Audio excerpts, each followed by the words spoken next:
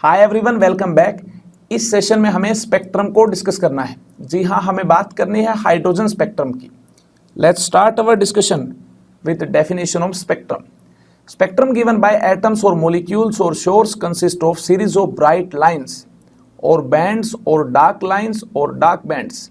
It may be continuous और discontinuous. जी हाँ, हम स्क्रीन पर एनालाइज करेंगे bright lines, bright bands, dark lines, dark bands को, एंड इसे हम क्या बोलेंगे? स्पेक्ट्रम। ये कंटिन्यूअस हो सकता है और डिसकंटिन्यूअस भी हो सकता है। कैसे स्पेक्ट्रम कंटिन्यूअस डिसकंटिन्यूअस हो सकता है, इसको जानने के लिए हमें स्पेक्ट्रम को क्लासिफाई करना होगा। Spectrum is classified into two categories, emission, absorption. Emission का क्या मीनिंग होता है ये हम बाद में जानेंगे। एमिशन कितने टाइप का है, चलिए इसको जान लेते हैं। फर्दर एमिशन को क्लासिफाई किया गया है थ्री कैटेगरीज में, continuous, line and band. I hope ये आपको क्लियर है। एंड एब्जॉर्प्शन स्पेक्ट्रम को टू कैटेगरीज में क्लासिफाई किया गया है, line and band. Emission and absorption spectrum की डेफिनेशन से आपको अवेयर करवाने से पहले मैं आपको बताना चाहूंगा कि एमिशन स्पेक्ट्रम कंटिन्यूअस हो सकता है और डिसकंटिन्यूअस हो सकता है, लेकिन एब्जॉर्प्शन स्पेक्ट्रम ऑलवेज डिसकंटिन्यूअस होता है। डेफिनेशन के बाद हम बात में करेंगे। यहाँ एक इंपॉर्टेंट पॉइंट को नोट करेंगे, emission spectrum may be continuous और डिसकंटिन्यूअस। ये कंटिन्यूअस और डिसकंटिन्यूअस कुछ भी हो सकता है। एब्जॉर्प्शन स्पेक्ट्रम ऑलवेज डिसकंटिन्यूअस होता है। आई होप ये पॉइंट आपको अच्छे से क्लियर हो चुका है। तो चलिए देरी किस बात की है, एमिशन स्पेक्ट्रम के मीनिंग को अंडरस्टैंड करते हैं। क्या होता है emission spectrum? When the radiation emitted from source कोई भी हो सकता, आप देख सकते हैं ये सोर्स मेंशन्ड है, is passed directly through prism, then pattern observed on the screen is named as emission spectrum. देखिए, सोर्स से जो लाइट मिलती है उस लाइट को अगर प्रिज्म से पास करते हैं तो स्क्रीन पर जो पैटर्न होगा उस पैटर्न को क्या बोलेंगे? एमिशन स्पेक्ट्रम बोलेंगे। फर्दर एमिशन स्पेक्ट्रम को कितने कैटेगरीज में डिवाइड किया जाता है? फर्दर एमिशन स्पेक्ट्रम को थ्री कैटेगरीज में डिवाइड किया जाता है, continuous, line spectrum, band spectrum. आई होप ये थ्री कैटेगरीज आपको क्लियर होंगी। चलिए कंटिन्यूअस एमिशन स्पेक्ट्रम को डिटेल में डिस्कस करते हैं। सन से मिलने वाली व्हाइट लाइट को प्रिज्म से पास करते हैं तो 7 डिफरेंट कलर्स हमें स्क्रीन पर मिलते हैं। ये स्पेक्ट्रम क्या होगा? कंटिन्यूअस होगा। इस प्रकार से कंटिन्यूटी में हमें कलर्स मिलते हैं, तो स्पेक्ट्रम को कंटिन्यूअस स्पेक्ट्रम बोला जाएगा। When a narrow beam of white light is pass through prism, it is dispersed into 7 different colours from violet to red. I hope ये आपको क्लियर है, विबग्योर आपके सामने है। इन कलर्स को इनके लैम्डा के साथ अगर रिप्रेजेंट किया जाए तो देखिए लैम्डा की क्या रेंज होगी। इन कलर्स का लैम्डा के अप्रोक्सीमेट रेंज के साथ जो रिलेशन होगा उस रिलेशन को यहाँ एस्टेब्लिश करते हैं। बेसिकली मैं यहाँ बात करने वाला हूँ वॉयलेट कलर के कोरस्पॉन्डिंग लैम्डा की अप्रोक्सीमेट क्या रेंज हो सकती है, इंडिगो कलर के कोरस्पॉन्डिंग लैम्डा की क्या रेंज हो सकती है। ऐसे हमें 7 डिफरेंट कलर्स के कोरस्पॉन्डिंग लैम्डा की रेंज को डिफाइन करना, और ये रेंज अप्रोक्सीमेट रेंज है। इसे हम केमिस्ट्री में आगे भी यूज करेंगे, इस चैप्टर में तो यूज करना ही है, तो इसको यहीं पर आप अच्छे से लर्न करेंगे। तो देखिए कलर्स कौन कौन से हमारे पास हैं? Violet, indigo, blue, green, yellow, orange, red. And lambda की अप्रोक्सीमेट रेंज के साथ ये कैसे रिलेटेड है? देखिए वॉयलेट कलर कब अपीयर होगा? जब लैम्डा लाई करता है 3600 A0 टू 4000 A0, इस रेंज में लाई करता है। आई होप आपको क्लियर है। इंडिगो कलर के कोरस्पॉन्डिंग लैम्डा की क्या रेंज होगी? 4000 A0 टू 4500 A0। ब्लू के corresponding 4500 A0 to 5000 A0।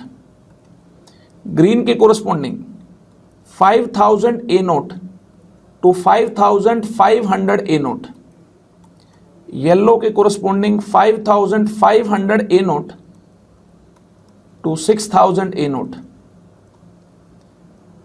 Orange colour के corresponding 6000 A note to 6500 A naught, and finally हम रेड तक पहुंच चुके हैं। रेड कलर के corresponding 6500 A note to 7200 A note.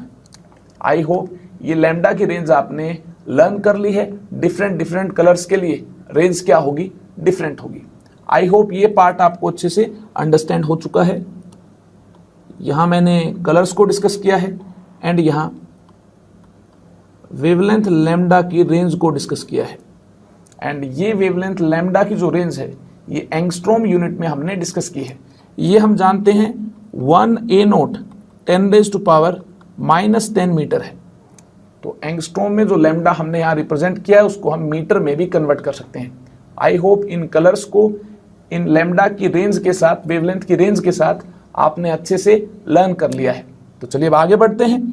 अब हम डिस्कस करेंगे एमिशन स्पेक्ट्रम के टाइप 2 को। एमिशन स्पेक्ट्रम का टाइप 2 क्या है? लाइन स्पेक्ट्रम है। लाइन स्पेक्ट्रम को डिफाइन करते हैं, उसके बाद हम आगे फिर बैंड स्पेक्ट्रम की बात करते हैं। इसी के साथ फिर एमिशन स्पेक्ट्रम कंप्लीट हो जाएगा। तो चलिए बात करेंगे लाइन स्पेक्ट्रम की। When an atomic gas is subjected to excitation, excitation का क्या मीनिंग है? मान लेते हैं गैस है hydrogen, electron ground energy level में प्रेजेंट है। अगर किसी सोर्स से एनर्जी प्रोवाइड की जाती है या इलेक्ट्रिकल डिस्चार्ज से एनर्जी प्रोवाइड की जाती है तो ग्राउंड एनर्जी लेवल पर जो इलेक्ट्रॉन प्रेजेंट है वह इलेक्ट्रॉन एक्साइट होगा, हायर एनर्जी लेवल तक जंप करता है, एनर्जी गेन करने के बाद वापस से ग्राउंड एनर्जी लेवल तक आएगा क्योंकि इलेक्ट्रॉन ज्यादा स्टेबल है ग्राउंड एनर्जी लेवल में। आई होप ये आपको अच्छे से अंडरस्टैंड हो चुका है। तो जैसे ही इलेक्ट्रॉन हायर एनर्जी लेवल से लोअर एनर्जी लेवल की तरफ मूव करेगा तो लाइट एमिट होगी, उस लाइट को प्रिज्म से पास किया जाएगा एंड उसके बाद स्क्रीन पर एनालाइज किया जाएगा। तो आपको क्या मिलेगा? लाइन स्पेक्ट्रम मिलेगा। इसी को ही हमें डिस्कस करना है। It first absorbs energy and then gives it out as radiation. On examining these radiation through a spectroscope a spectrum is obtained. I hope ये आपको क्लियर है। अगर इन रेडिएशन को अच्छे से एनालाइज करेंगे तो हमें क्या मिलता है स्क्रीन पर? हमें स्क्रीन पर लाइन स्पेक्ट्रम मिलता है। आई होप ये आपको अच्छे से क्लियर है। Line spectrum is obtained on screen with the help of prism and this type of line spectrum are separated from each other by dark space. इस type का जो लाइन स्पेक्ट्रम है ये डार्क स्पेस से क्या होगा? Separated होगा। कैसे डार्क स्पेस से सेपरेटेड होगा ये आप देख सकते हैं। ये स्क्रीन है एंड ये ब्राइट लाइंस हैं, bright lines on dark background. Background इस केस में स्क्रीन कैसे लेते हैं? ये डार्क स्क्रीन लेते हैं। आई होप ये आपको अच्छे से अंडरस्टैंड हो चुका है। एंड ये जो लाइन है ये ब्राइट लाइंस हैं, ब्राइट लाइंस मिलती हैं। जैसे ही एक्साइटेड हाइड्रोजन गैस के सैंपल से लाइट एमिट होगी, इस लाइट को प्रिज्म से पास किया जाएगा इसको रिजोल्व करने के लिए, एंड ये इस प्रकार से स्क्रीन पर लाइंस आपको दिखाई देंगी। तो ये कैसा स्पेक्ट्रम है? ये स्पेक्ट्रम है line spectrum. I hope line spectrum आपको अच्छे से क्लियर हो चुका है। तो चलिए आगे चलते हैं। फिर नंबर ऑफ लाइंस कैसे कैलकुलेट की जाएंगी लाइन स्पेक्ट्रम में? ये काफी इंटरेस्टिंग टॉपिक है। इसका सबसे पहले शॉर्टकट डिस्कस करता हूं, उसके बाद फिर इसको हम वन बाय वन अंडरस्टैंड करेंगे एग्जांपल्स की हेल्प से। If an electron is in higher energy state n is equal to n and makes a transition to ground state, the total number of different photons emitted is equal to different photons के corresponding different lines होंगी। तो कितनी lines होंगी? जितने different photons होंगे उतनी ही lines होंगी। तो देखिए यहाँ स्क्रीन पर नंबर ऑफ लाइंस हमें मिलती हैं। अगर इलेक्ट्रॉन किसी हायर एनर्जी लेवल से ग्राउंड एनर्जी लेवल तक आ रहा हो तो number of lines n into n-1 divide by 2 मिलती है। वेरी इंपॉर्टेंट पॉइंट, इसको आप लर्न करेंगे और इसको अंडरस्टैंड किया जाएगा कुछ एग्जाम्पल्स की हेल्प से। इसके लिए आपको वेट करना होगा। एक और इंपॉर्टेंट पॉइंट, स्क्रीन पर नंबर ऑफ लाइंस अगर n2 से n1 एनर्जी लेवल तक इलेक्ट्रॉन रिटर्न होता है, ग्राउंड तक नहीं होता है, तो उस केस में कितनी दिखाई देंगी, ये आप कैसे बताएंगे? क्या इस फॉर्मूला की हेल्प से बता सकते हैं? जी नहीं, ये फॉर्मूला तभी एप्लीकेबल होगा जब इलेक्ट्रॉन रिटर्न हुआ होगा ग्राउंड एनर्जी लेवल तक, हायर एनर्जी लेवल से इलेक्ट्रॉन आया होगा ग्राउंड एनर्जी लेवल तक, तब तो ये फॉर्मूला आप अप्लाई कर सकते हैं। लेकिन अगर कहीं बीच में एनर्जी लेवल्स की बात करनी है, हायर एनर्जी लेवल N2 से लोअर एनर्जी लेवल N1 तक बात करनी है, और ये N1 ग्राउंड एनर्जी लेवल नहीं है, ग्राउंड है तो भी हम कैलकुलेट कर सकते हैं नंबर ऑफ लाइंस को, लेकिन यहां हम कंसिडर करते हैं ग्राउंड एनर्जी लेवल नहीं है, क्योंकि ग्राउंड एनर्जी लेवल होता तो हमारे पास फॉर्मूला ऑलरेडी है n × n-1 डिवाइड बाय 2। लेकिन अगर N1 ग्राउंड एनर्जी लेवल नहीं है, N2 से N1 तक अगर इलेक्ट्रॉन मूव करते हैं तो इसका क्या मीनिंग है? इसका मीनिंग है हमें यहाँ डिफरेंट फॉर्मूला को यूज करना होगा। सेम फॉर्मूला अप्लाई करेंगे, नंबर ऑफ लाइंस हमें सेम नहीं मिलेंगी, एक्चुअल आंसर हमें नहीं मिलेगा। तो इसके लिए हम डिफरेंट फॉर्मूला को यूज करेंगे। अगर N2 एनर्जी लेवल से N1 एनर्जी लेवल तक इलेक्ट्रॉन्स मूव करते हैं तो नंबर ऑफ लाइंस क्या होंगी? नंबर ऑफ लाइंस इस केस में होंगी N2 minus N1 into N2 minus N1 plus 1 divide by 2। If an electron is in any higher energy state, n is equal to N2, and makes a transition to another excited state, n is equal to N1, जो कि ground energy level नहीं है, then total number of different photons emitted is equal to, इतने different photons emit हुए होंगे, और जितने different photons emit हुए होंगे उतने ही आपको bright lines दिखाई देंगी स्क्रीन पर। और स्क्रीन कैसी होती है? डार्क होती है। ये हम ऑलरेडी डिस्कस कर चुके हैं। आई होप ये पॉइंट आपको अच्छे से अंडरस्टैंड हो चुका है। तो यहां जो ट्रांजिशन हमने कंसिडर किया था एन से हायर एनर्जी लेवल, एन से ग्राउंड एनर्जी लेवल तक, तब नंबर ऑफ लाइंस कितनी होंगी ये हम कैलकुलेट कर चुके हैं। नंबर ऑफ लाइंस होंगी n into n-1 divide by 2। लेकिन अगर ट्रांजिशन हो हायर एनर्जी लेवल N2 से एक्साइटेड स्टेट तक, ऑब्वियसली ग्राउंड स्टेट तो हो नहीं सकती है, excited state n is equal to N1 तक। देखिए इस केस में नंबर ऑफ लाइंस हमें क्या मिलती हैं? अगर electron higher energy level n is equal to N2 में प्रेजेंट है एंड ये ट्रांजिशन होता है ग्राउंड स्टेट तक नहीं, किसी एक्साइटेड स्टेट तक, तो क्या हम ये फॉर्मूला अप्लाई कर पाएंगे? जी नहीं, हमें इस केस में नंबर ऑफ लाइंस कैलकुलेट करनी होगी एक डिफरेंट फॉर्मूला को अप्लाई करते हुए, N2 minus N1 into N2 minus N1 plus 1 divide by 2। ये फॉर्मूला अप्लाई होगा इस केस में, एंड ये दोनों ही फॉर्मूलाज एप्लीकेबल होंगे सैंपल ऑफ हाइड्रोजन के लिए। एक ऐसा सैंपल जिसके अंदर बहुत सारे हाइड्रोजन एटम्स हैं, तो इलेक्ट्रॉन की हायर एनर्जी लेवल से ग्राउंड एनर्जी लेवल तक जब ट्रांजिशन होते हैं तो उन ट्रांजिशन के corresponding number of lines calculate करने का ये फॉर्मूला हमारे पास है। एंड अगर किसी हायर एनर्जी लेवल से अगर एक्साइटेड स्टेट तक इलेक्ट्रॉन्स के ट्रांजिशन होते हैं इस पर्टिकुलर सैंपल के लिए, जो पर्टिकुलर सैंपल आपको एनालाइज करने के लिए मिला है, तो वहां नंबर ऑफ लाइंस क्या मिलेंगी स्क्रीन पर, ये आप थ्योरेटिकली कैलकुलेट कर सकते हैं। नंबर ऑफ लाइंस स्क्रीन पर आपको मिलेंगी N2 minus N1 into N2 minus N1 plus 1 divide by 2। I hope ये पॉइंट आपको अच्छे से क्लियर हो चुका है। अब हम बात करेंगे एक पर्टिकुलर हाइड्रोजन एटम के लिए अगर maximum number of lines calculate करने हो, सैंपल के लिए नहीं, एक पर्टिकुलर हाइड्रोजन एटम के लिए, तो उसके लिए क्या फॉर्मूला होगा? ये सैंपल के लिए फॉर्मूला नहीं है, very important point.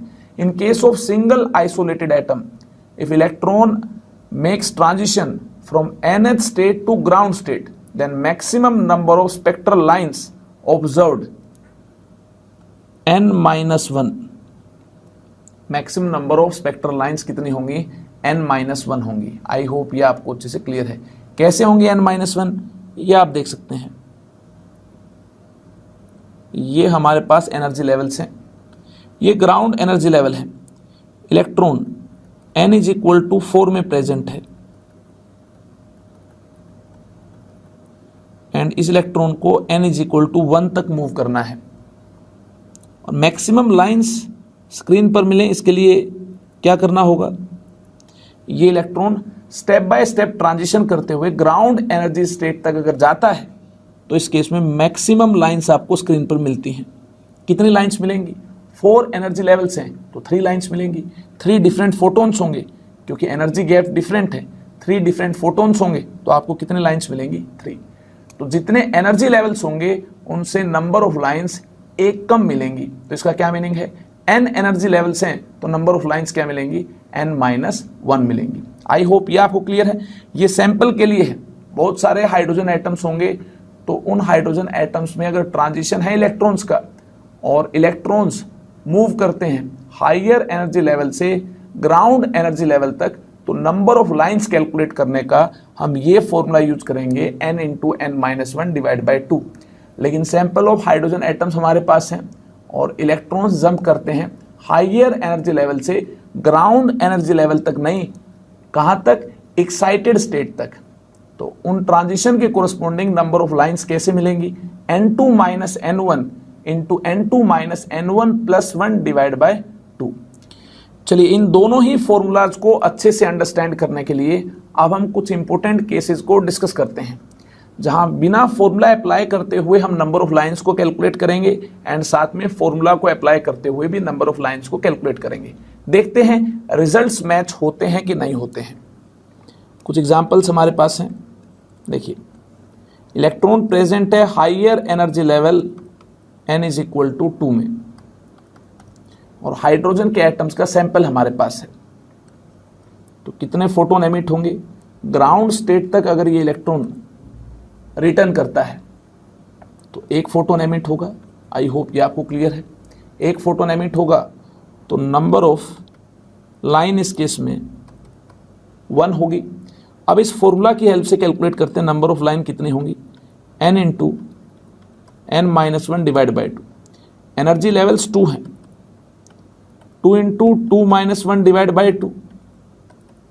Number of line 1 ही मिलती है, यहां से भी 1 मिलती है, फॉर्मूला को यूज करते हैं तो 1 मिलती है। चलिए एनर्जी लेवल्स इंक्रीज करते हैं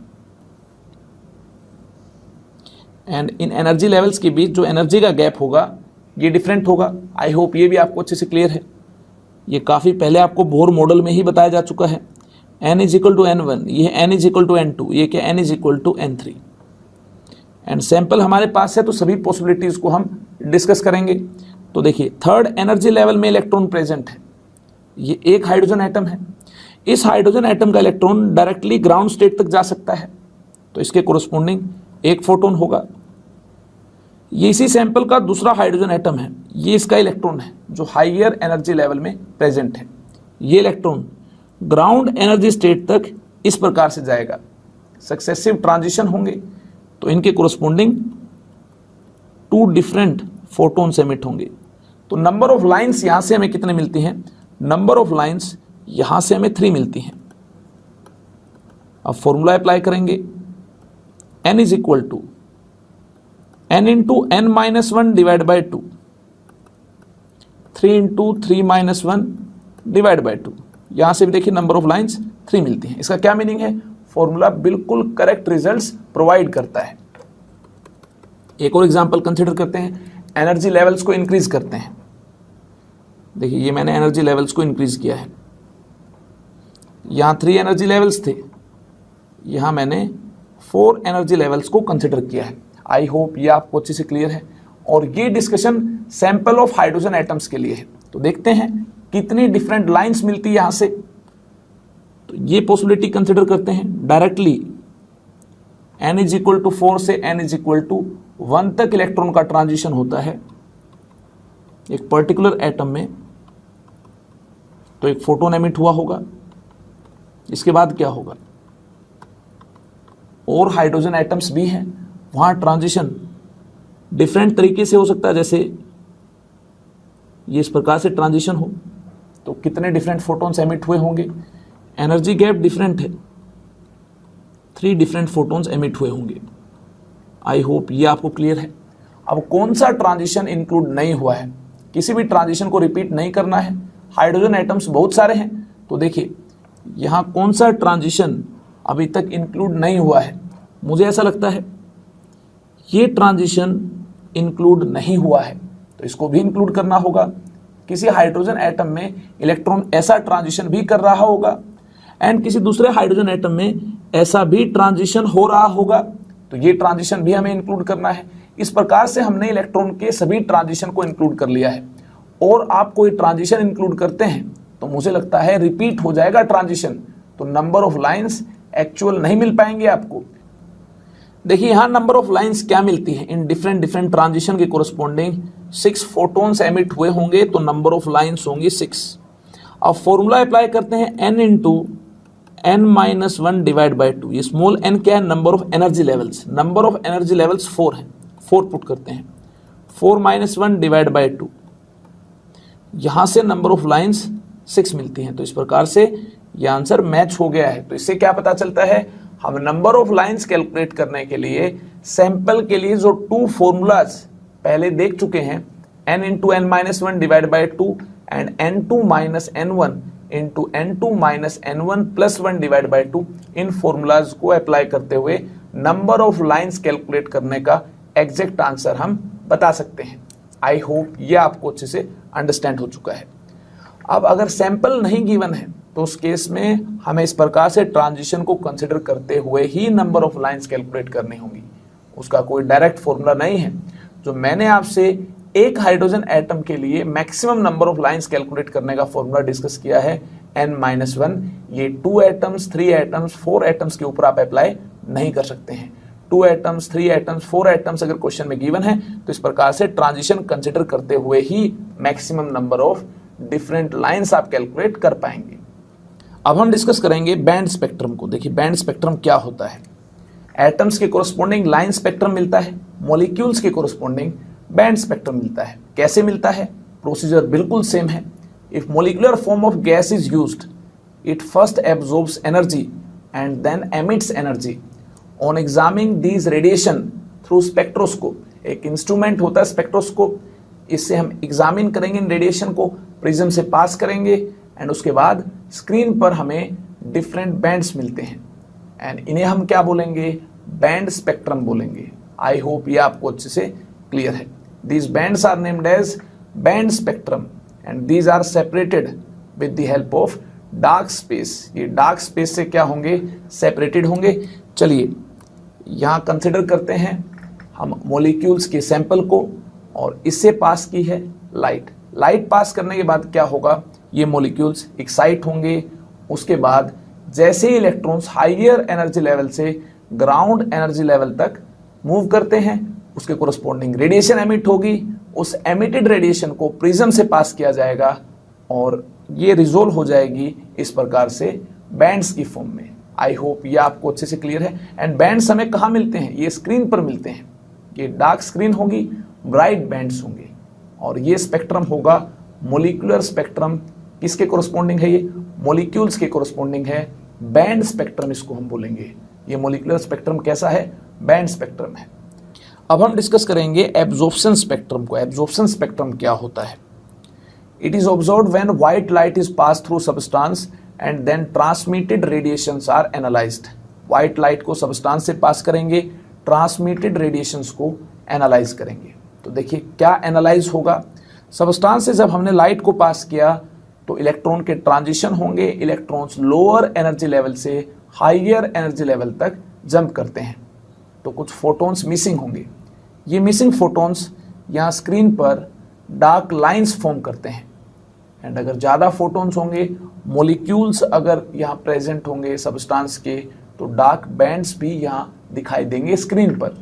और यही डार्क लाइंस और डार्क बैंड्स के कॉम्बिनेशन को हम क्या बोलते हैं, एब्जॉर्प्शन स्पेक्ट्रम बोलते हैं।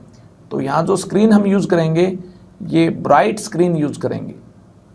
एमिशन स्पेक्ट्रम में जो स्क्रीन यूज की थी वो स्क्रीन डार्क स्क्रीन थी। आई होप ये आपको अच्छे से क्लियर है। एक और डिफरेंस आपने देखा होगा, ये हमेशा डिसकंटिन्यूअस होता है, ये हम ऑलरेडी डिस्कस कर चुके हैं। एंड एमिशन स्पेक्ट्रम कंटिन्यूअस भी हो सकता है एंड डिसकंटिन्यूअस भी हो सकता है। आई होप ये आपको अच्छे से अंडरस्टैंड हो चुका है। और ये भी आप नोटिस कर सकते हैं, सोर्स से जो लाइट मिलती है ये कुछ ही टाइम के बाद हम रोक देते हैं क्योंकि सैंपल एक्साइट हो चुका है एंड एक्साइटेड सैंपल के बाद जो लाइट एमिट होगी उसी लाइट को हमें एनालाइज करना है। लेकिन यहाँ कंटिन्यूसली लाइट को पास किया जाता है और यहाँ कुछ लैम्डा मिसिंग होंगे। उन लैम्डा को यहाँ हम एनालाइज करते हैं स्क्रीन पर। क्यों मिसिंग होंगे कुछ लैम्डा? क्योंकि कुछ फोटोन एब्जॉर्ब हो चुके हैं इस सैंपल के कोरस्पॉन्डिंग। सैंपल में जो इलेक्ट्रॉन के ट्रांजिशन हुए हैं उन ट्रांजिशन के कोरस्पॉन्डिंग कुछ फोटोन एब्जॉर्ब हो चुके हैं और वही लैम्डा मिसिंग लैम्डा होंगे और उन्हीं के कोरस्पॉन्डिंग यहाँ डार्क लाइंस और बैंड्स मिलते हैं। आई होप एब्जॉर्प्शन स्पेक्ट्रम आपको क्लियर है। तो मिसिंग लैम्डा के कोरस्पॉन्डिंग हमें क्या मिलते हैं? डार्क लाइंस और बैंड्स मिलते हैं। तो चलिए आगे चलते हैं, डिस्कस करते हैं डार्क लाइंस कब मिलेंगी। If white light is pass through atomic gas then obtained spectrum is called absorption line spectrum. अगर सब्सटेंस एटॉमिक गैस होगी, मॉलिक्यूलर गैस नहीं होगी, तो उस केस में हमें लाइन स्पेक्ट्रम मिलेगा। अगर मॉलिक्यूलर गैस हुई तो उस केस में क्या होगा? If white light is pass through molecular gas then obtained spectrum is absorption band spectrum. उस केस में हमें डार्क बैंड्स दिखाई देंगे स्क्रीन पर अगर मॉलिक्यूलर गैस हुई। आगे चलते हैं, डिस्कस करते हैं नंबर ऑफ डार्क लाइंस कितनी दिखाई देंगी, इसकी हमें बात करनी है। Calculation of dark lines, calculation of dark lines. देखिए number of dark lines equal होंगी n-1 की, where small n is number of energy levels. देखिए कैसे, 2 एनर्जी लेवल्स होंगे तो इसके कोरस्पॉन्डिंग एक फोटोन एब्जॉर्ब हुआ होगा इस ट्रांजिशन के लिए। जब इस सैंपल से इलेक्ट्रॉन लोअर एनर्जी लेवल से अपर एनर्जी लेवल और हायर एनर्जी लेवल तक मूव करता है तो एक ही फोटोन एब्जॉर्ब हुआ होगा, तो इसके कोरस्पॉन्डिंग एक लाइन स्क्रीन पर आपको दिखाई देगी। अब हम डिस्कस करेंगे 3 एनर्जी लेवल्स के साथ नंबर ऑफ डार्क लाइंस कैसे कैलकुलेट की जा सकती हैं। ये देखिए, इलेक्ट्रॉन्स प्रेजेंट है ग्राउंड एनर्जी लेवल में, n इज इक्वल टू 1 से n इज इक्वल टू 2 तक इलेक्ट्रॉन जंप करते हैं तो 1 डार्क लाइन होगी। n इज इक्वल टू 1 से n इज इक्वल टू 3 तक इलेक्ट्रॉन जंप करते हैं तो ये सेकेंड डार्क लाइन होगी, क्योंकि सैंपल हमारे पास है, सभी पॉसिबिलिटीज को कवर करना है। क्या ऐसा हो सकता है n इज इक्वल टू 1 से n इज इक्वल टू 2 तक एंड उसके बाद n इज इक्वल टू 2 से n इज इक्वल टू 3 तक इलेक्ट्रॉन जंप करता हो? जी नहीं, ऐसा नहीं हो सकता है। ऐसा सक्सेसिव ट्रांजिशन हम एमिशन के केस में कंसिडर कर सकते हैं। हायर से लोअर एनर्जी लेवल तक इलेक्ट्रॉन अगर जंप करता है तो ऐसे सक्सेसिव ट्रांजिशन के थ्रू जंप कर सकता है 3 से 2, 2 से 1। लेकिन ऐसे लोअर से हायर अगर जंप करना हो इलेक्ट्रॉन को तो ऐसे सक्सेसिव ट्रांजिशन नहीं हो सकते हैं। डायरेक्टली 1 से 2, 1 से 3, 1 से 4, 1 से 5 ऐसे ट्रांजिशन हम कंसिडर कर सकते हैं। ऐसे ट्रांजिशन हम कंसिडर क्यों नहीं कर सकते हैं? क्योंकि जब ये इलेक्ट्रॉन एक्साइटेड स्टेट में होगा तब एक और फोटोन एब्जॉर्ब हो पाए इस एनर्जी गैप के कोरस्पॉन्डिंग, ये पॉसिबल हो नहीं सकता है। जितने टाइम में फोटोन एब्जॉर्ब होगा उससे कम टाइम में इलेक्ट्रॉन वापस ग्राउंड स्टेट तक आ जाता है, क्योंकि ज्यादा स्टेबल होगा इलेक्ट्रॉन ग्राउंड एनर्जी लेवल में। आई होप ये आपको क्लियर है। तो हम फर्दर एक्साइटेशन की बात यहां नहीं करेंगे एब्जॉर्प्शन स्पेक्ट्रम के केस में, ये आपको अच्छे से क्लियर है। तो नंबर ऑफ डार्क लाइंस क्या होंगी? इन दोनों के लैम्डा तो मैच होंगे तो इनको 2 बार तो काउंट करेंगे नहीं। तो नंबर ऑफ डार्क लाइंस इस केस में क्या होंगी? इस केस में नंबर ऑफ डार्क लाइंस होंगी 1 and 2। आई होप ये आपको क्लियर है। चलिए एक और एग्जांपल डिस्कस करते हैं। इस बार हम 4 एनर्जी लेवल्स को कंसिडर करेंगे, 1, 2, 3 and 4। n is equal to 1, n is equal to 2, n is equal to 3, n is equal to 4। ये 4 एनर्जी लेवल्स हैं। तो देखिए नंबर ऑफ डार्क लाइंस क्या होंगी? n1 से n2 तक इलेक्ट्रॉन जंप करता है, 1 डार्क लाइन। n1 से n3 तक इलेक्ट्रॉन जंप करता है, सेकेंड डार्क लाइन। n1 से n4 तक इलेक्ट्रॉन जंप करता है, third dark line. Successive transition तो हो नहीं सकते हैं, तो इसलिए हम नंबर ऑफ डार्क लाइंस यहां डायरेक्टली बोल सकते हैं कैपिटल N 3 होंगी। एनर्जी लेवल्स 4 हैं, डार्क लाइंस 3 हैं। एनर्जी लेवल 3 है, डार्क लाइंस 2 हैं। एनर्जी लेवल 2 है, डार्क लाइन 1 है। तो number of dark lines n-1 है। तो फॉर्मूला को हमने जस्टिफाई किया है। आई होप ये आपको अच्छे से अंडरस्टैंड हो चुका है। अब हम हाइड्रोजन स्पेक्ट्रम की बात करेंगे। देखिए हाइड्रोजन स्पेक्ट्रम क्या होता है। When an electric excitation is applied on hydrogen atomic gas at low pressure, a bluish light is emitted. देखिए एक्साइटेड हाइड्रोजन का सैंपल होगा, इलेक्ट्रॉन्स हायर एनर्जी स्टेट में प्रेजेंट होंगे। जब इलेक्ट्रॉन्स रिटर्न होंगे ग्राउंड एनर्जी स्टेट तक तो bluish light emit होगी, एनर्जी डिक्रीज हुई होगी। इस डिक्रीमेंट के कोरस्पॉन्डिंग ब्लूइश लाइट एमिट हुई होगी। इस ब्लूइश लाइट को फर्दर प्रिज्म से पास करते हैं एंड स्क्रीन पर एनालाइज करने पर हमें हाइड्रोजन गैस का स्पेक्ट्रम मिलता है। When a ray of this light is passed through a prism, a spectrum of several isolated sharp line is obtained. The wavelength of various lines show that spectrum lies in visible ultraviolet and infrared region. जब हम इन sharp lines की wavelength को calculate करते हैं तो ये wavelength infrared, visible and ultraviolet region में मिलती है। तो इस बिहाफ पर इस स्पेक्ट्रम को डिफरेंट कैटेगरीज में डिवाइड किया जाता है। These lines are grouped into different categories. ये डिफरेंट कैटेगरीज क्या है अभी हमें थोड़ी ही देर बाद बात करनी है। तो चलिए सबसे पहले अंडरस्टैंड करते हैं क्या हुआ होगा। ये एक्साइटेड हाइड्रोजन गैस के एटम्स हैं। इनमें इलेक्ट्रॉन्स जब ग्राउंड एनर्जी स्टेट तक लौट रहे होंगे तो एनर्जी एमिट होगी। ये ब्लूइश लाइट एमिट हुई है। स्लिट्स यहाँ लगाई गई हैं ताकि लाइट यहाँ स्ट्रेट लाइन में ही मूव कर पाए, स्ट्रेट मूव कर पाए। प्रिज्म से इस लाइट को पास किया, ये रिजोल्व हो जाएगी एंड ये होंगी डिस्क्रीट लाइंस। और इन डिस्क्रीट लाइंस को हम क्या बोलेंगे, ये डिसकंटिन्यूअस होंगी, इन्हें हम हाइड्रोजन गैस का स्पेक्ट्रम बोलेंगे। ये ब्राइट लाइंस होंगी एंड ये स्क्रीन है। ये कंप्लीट क्या होगा, ये होगा spectrum of hydrogen. I hope ये आपको अच्छे से क्लियर हो चुका है। देखिए हाइड्रोजन स्पेक्ट्रम की डिफरेंट कैटेगरीज क्या है, इनको अंडरस्टैंड करते हैं। हायर एनर्जी लेवल N2 से ग्राउंड एनर्जी लेवल N=1 तक अगर इलेक्ट्रॉन जंप करता है तो इसके कोरस्पॉन्डिंग जो सीरीज होती है उस सीरीज को क्या बोलते हैं, लाइमन सीरीज बोलते हैं। आई होप ये आपको क्लियर है। ये है Lyman series and Lyman series में जो लैम्डा है ये अल्ट्रावायलेट रीजन में लाई करते हैं। ये कौन से रीजन में है, ये यूवी रीजन में है। आई होप ये आपको क्लियर है। बाल्मर सीरीज, नेक्स्ट सीरीज क्या है, बाल्मर। कौन सी सीरीज, बाल्मर सीरीज है। हायर एनर्जी लेवल N2 से अगर लोअर एनर्जी लेवल N=2 तक इलेक्ट्रॉन्स रिटर्न करते हैं तो इस स्पेक्ट्रम को क्या बोलते हैं, बाल्मर सीरीज बोलते हैं। आई होप ये क्लियर है। एंड ये विजिबल स्पेक्ट्रम होता है। आई होप ये भी आपको अंडरस्टूड होगा। अब हम बात करेंगे पास्चन सीरीज की। पास्चन सीरीज क्या है, ये इंफ्रारेड है। हायर एनर्जी लेवल N2 से इलेक्ट्रॉन रिटर्न करता है N=3 तक, लोअर एनर्जी लेवल N=3 तक। तो इस स्पेक्ट्रम को क्या बोला जाता है, इस स्पेक्ट्रम को हम पास्चन सीरीज बोलते हैं।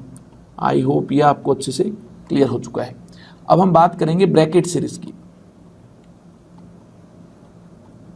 ब्रैकेट सीरीज क्या है, अगर इलेक्ट्रॉन रिटर्न करता है हायर एनर्जी लेवल N2 से लोअर एनर्जी लेवल N=4 तक, ये भी इंफ्रारेड रीजन होगा। इस स्पेक्ट्रम को ब्रैकेट सीरीज बोला जाएगा। पीफंड सीरीज क्या है, इंफ्रारेड है। ये भी हायर एनर्जी लेवल N2 से इलेक्ट्रॉन रिटर्न करता है N=5 तक। तो इसके स्पेक्ट्रम को हम क्या बोलेंगे, इसके स्पेक्ट्रम को हम बोलेंगे पीफंड सीरीज। आई होप ये क्लियर है आपको। ये है पीफंड सीरीज। अब एक और सीरीज को डिफाइन किया गया है। हायर एनर्जी लेवल N2 से N=6 तक अगर इलेक्ट्रॉन रिटर्न करता है तो ये कौन सी सीरीज होगी, ये होगी हम्फ्रे सीरीज। तो देखिए हम्फ्रे क्या है, हम्फ्रे सीरीज है इंफ्रारेड एंड इलेक्ट्रॉन रिटर्न करता है हायर एनर्जी लेवल से N=6 तक। आई होप ये आपको अच्छे से क्लियर हो चुका है। इनको हम डिटेल में भी डिस्कस करेंगे डिटेल में डिस्कशन के लिए आपको वेट करना होगा। ये नेक्स्ट क्लास में 1 बाय 1 डिस्कस की जाएंगी सभी series, Lyman, Balmer, Paschen, Brackett, Pfund, Humphrey, इनको हम डिटेल में डिस्कस करेंगे। आपको किसी टाइप का कोई डाउट इन सीरीज के कोरस्पॉन्डिंग नहीं रहेगा। तो चलिए आगे चलते हैं।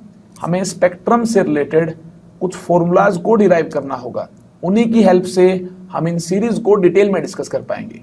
सबसे पहले इन ट्रांजिशन के कोरस्पॉन्डिंग जो फोटोन एमिट होता है, उस फोटोन का क्या लैम्डा होगा, उसको कैसे कैलकुलेट किया जा सकता है, उसकी कैलकुलेशन की बात करते हैं।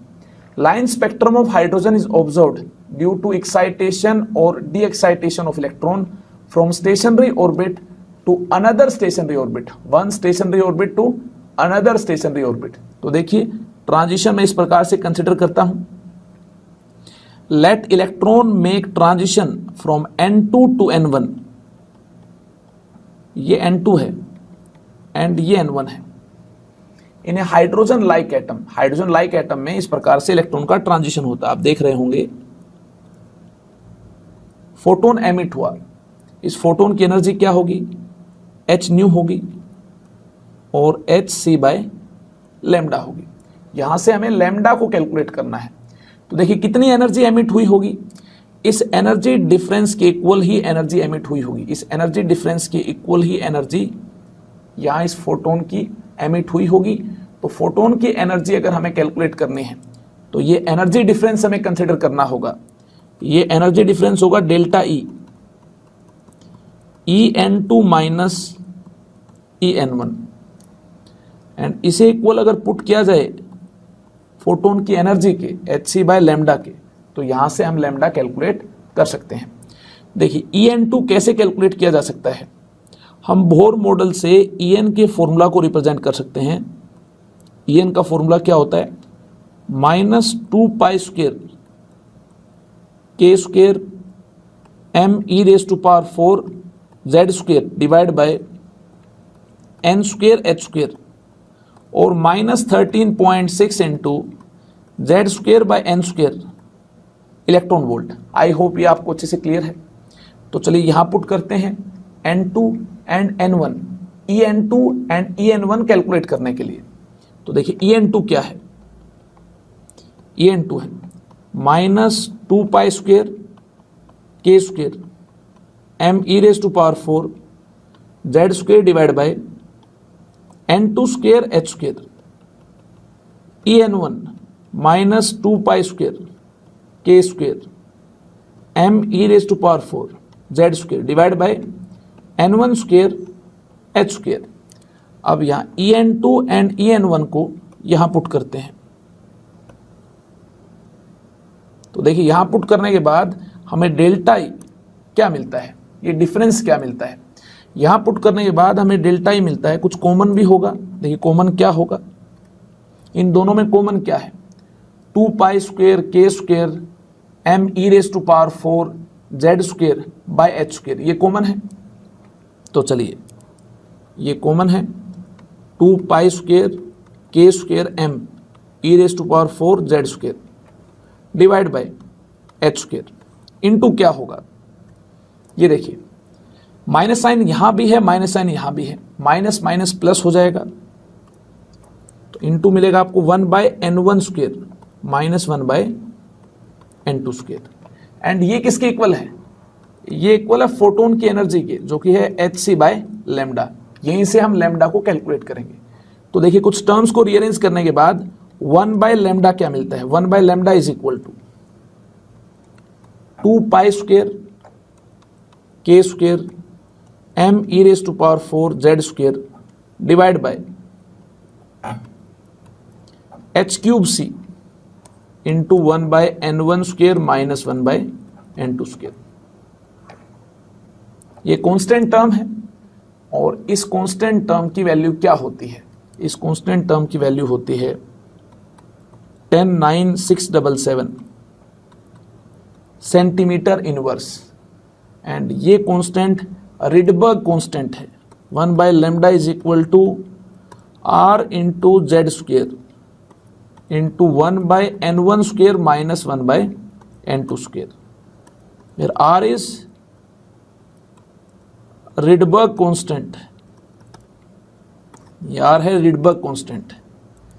इस फॉर्मूला को आई होप आपने लर्न कर लिया होगा। 1/λ वेव नंबर होता है, न्यू बार से इसको इंडिकेट किया जाता है।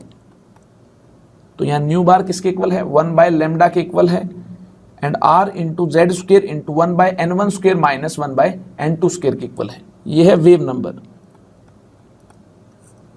एंड r रिडबर्ग कांस्टेंट है, r की वैल्यू क्या है 109677 सेंटीमीटर इनवर्स। आई होप इसको आपने अच्छे से लर्न कर लिया है, इसमें आपको किसी टाइप का कोई डाउट नहीं है। इलेक्ट्रॉन वोल्ट में एनर्जी का डिफरेंस क्या होगा, डेल्टा ई। ये हम ऑलरेडी कैलकुलेट कर चुके हैं बोर मॉडल में। ये एनर्जी का डिफरेंस होता है 13.6 into Z square into 1/n1 square minus 1/n2 square. ये होता है एनर्जी डिफरेंस।